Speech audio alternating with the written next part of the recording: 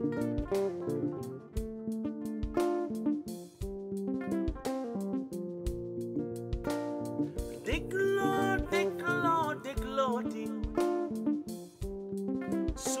FM seeni kër la.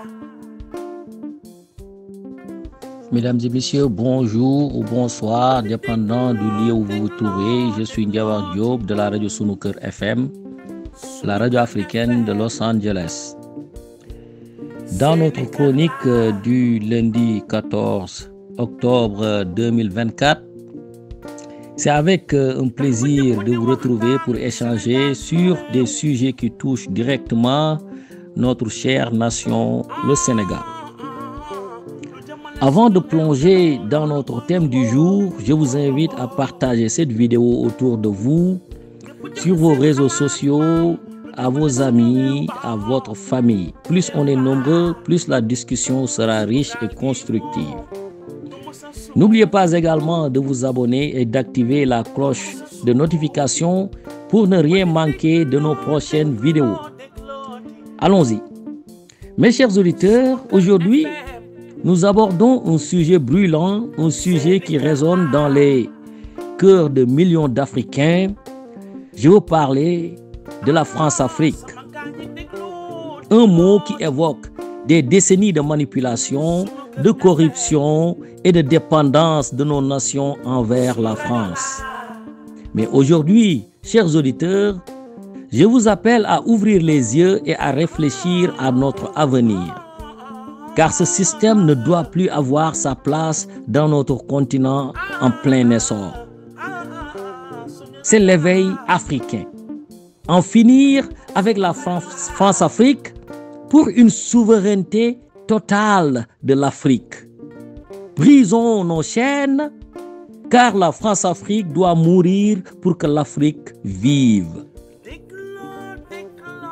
L'apparition du livre Choc de Robert Bourgi la semaine dernière, ce livre intitulé « Ils savent que je sais tout » nous rappelle une vérité amère. Car pendant des décennies, nos dirigeants ont été des pions dans une vaste machine orchestrée par les puissances occidentales, notamment la France. Ce que Robert Bourgi révèle est tout simplement ahurissant.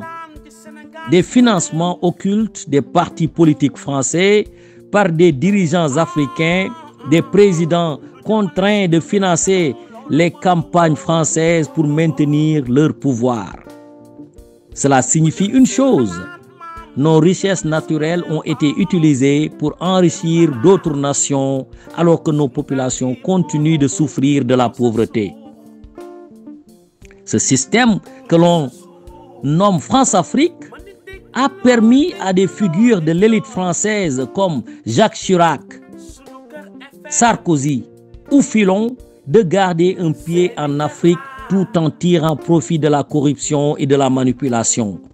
Et malheureusement, certains de nos dirigeants africains emblématiques comme Mobutu, Omar Bongo ou même Abdoulaye Wade et Macky Sall ont été complices de ce mécanisme, sacrifiant notre souveraineté pour un maintien temporaire de leur pouvoir.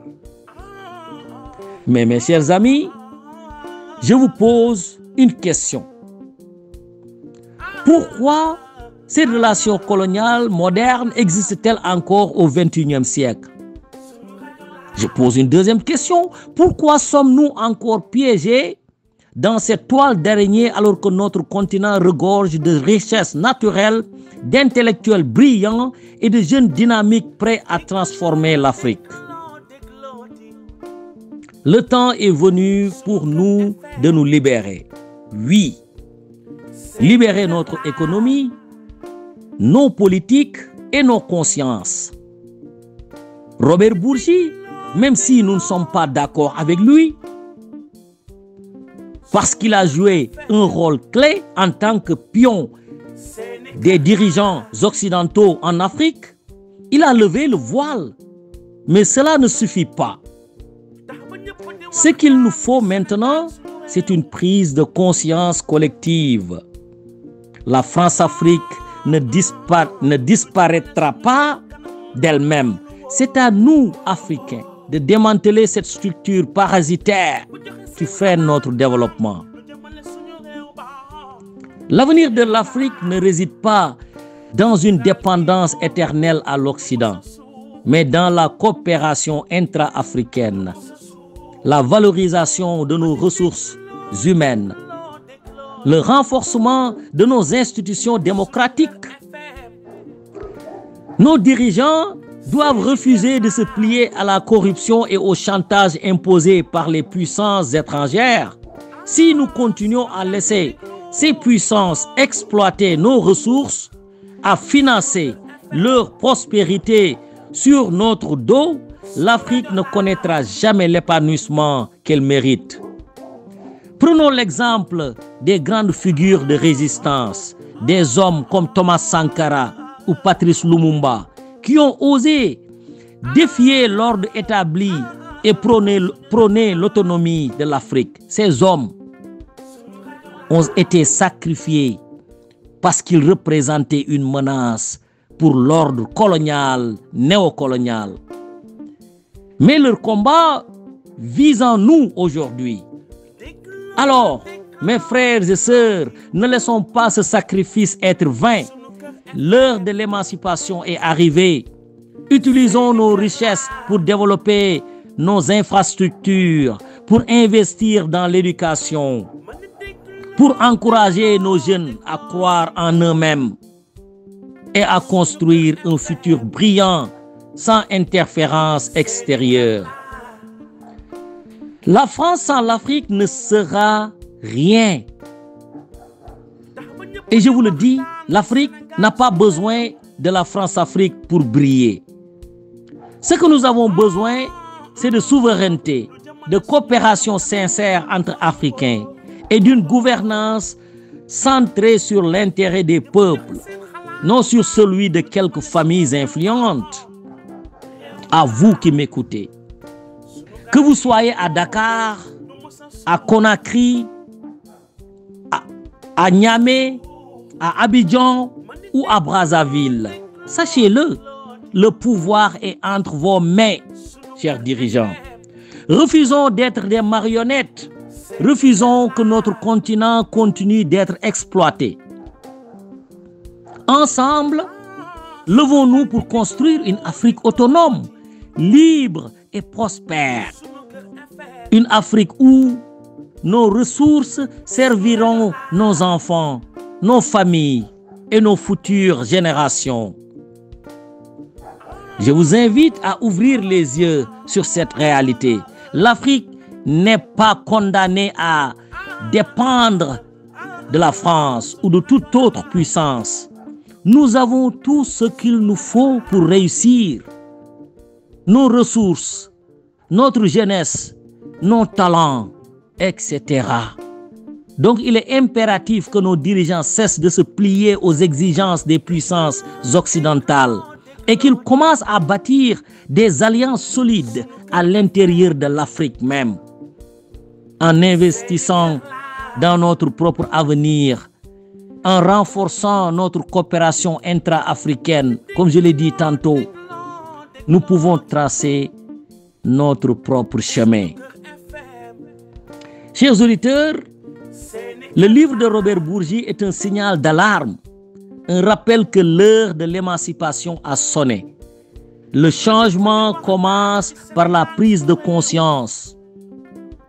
Tant que nos ressources naturelles continuent et continueront d'enrichir d'autres nations, nous ne pourrons jamais atteindre notre plein potentiel.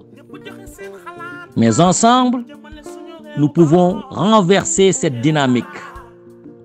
Nous pouvons bâtir un continent fort et souverain et capable de défendre ses propres intérêts. Je vous encourage, chers auditeurs, où que vous soyez, à continuer à dénoncer ces systèmes qui nous maintiennent dans la dépendance. À nos dirigeants, je dis, il est temps de penser à nos peuples avant de penser à la France. Il est temps de briser cette relation toxique et d'embrasser pleinement notre indépendance. L'avenir de l'Afrique est entre nos mains. Nous devons nous libérer de cette tutelle et créer une Afrique unie, prospère et libre. Continuons d'élever nos voix, continuons d'agir et surtout, ne lâchons pas l'objectif. Une Afrique qui appartient aux Africains et à personne d'autre. Merci de m'avoir écouté et à très bientôt pour une nouvelle réflexion sur notre avenir commun. Que la liberté et la souveraineté de l'Afrique soient notre boussole. Agissons ensemble pour un avenir meilleur, car l'Afrique nous appartient. Restez connectés, chers auditeurs, pour plus d'analyses et de discussions. À bientôt sur cette même chaîne. Jërëjëf.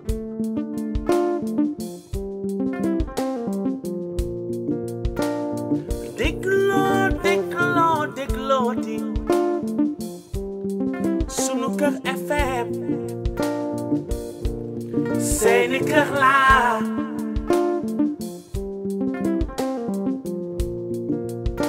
man déglooti sunu kër FM seeni kër laa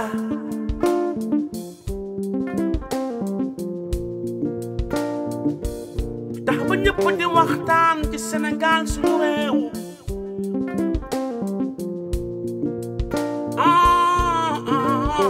lu jëmale suñu réew